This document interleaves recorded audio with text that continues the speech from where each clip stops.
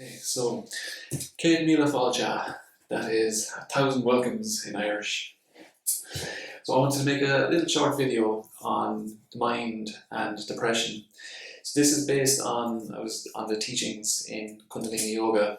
I was in Italy or France one year, and we were spending a whole week looking at how the mind works.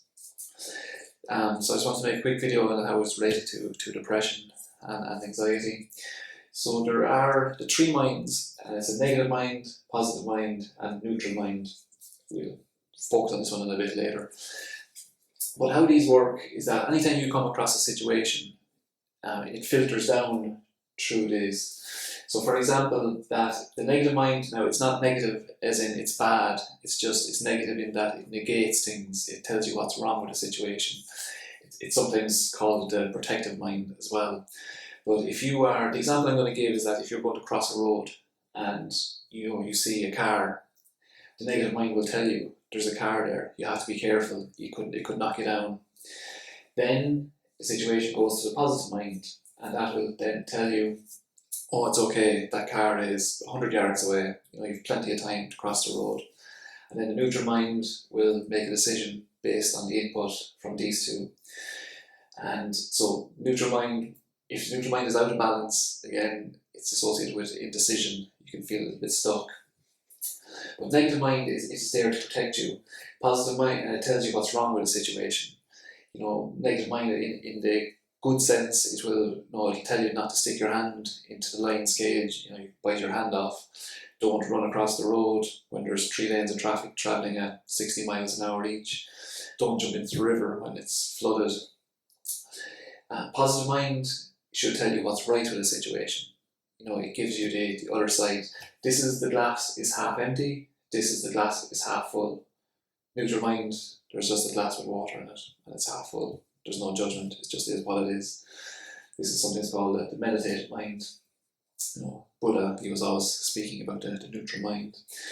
But how this affects depression, and again, I was at a talk that a psychologist was given years ago. And so if you're depressed and you have, they say your mood is down really low and you're having depressive thoughts. So for example, I'm not good enough, the world is crap, it's the world would be a better place without me. All of these things just off. When you're depressed, it's, you're just in a negative state of mind the majority of the time.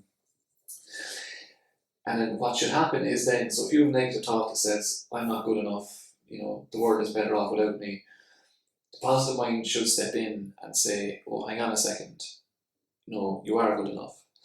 But what a lot of the times that happens is when the positive mind is out of balance, it backs up the negative mind. So the example, let's say you're going to cross the road, negative mind tells you there's a car coming, you should be careful, it might knock you down. Positive mind backs up that thought and says, yes, you could be knocked down. So it's almost like a double negative. And so if you're depressed and you say, oh, life is crap, it's never going to get better, positive mind, rather than giving you a balanced view, it will say, yeah, the world is crap, it's never going to get better. I had one teacher who said, when the positive mind completely stops working, that's when suicide kicks in. It's when there's no balance. It's that thought that, I'd be better off dead, and the positive mind says, yeah, you would.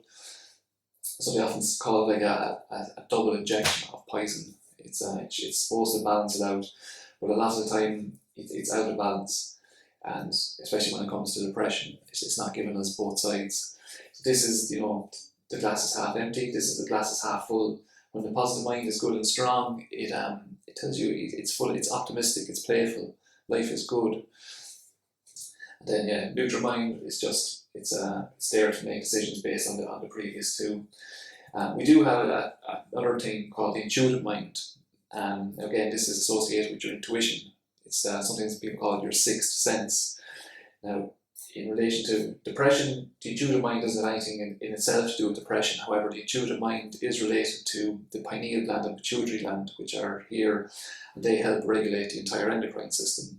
So if you've seen the previous video where they talk about the chemical imbalance, it's the pineal and pituitary gland that help release the nice hormones, serotonin, dopamine.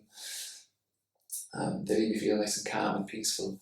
Again, serotonin, most of that is produced in the gut. However, it's we call it a hormone. Essentially, it's a neurotransmitter. But it's so when the pineal and pituitary gland aren't working correctly, also associated with the sixth chakra. And to say when that's out of balance, it's associated with depression, mood swings.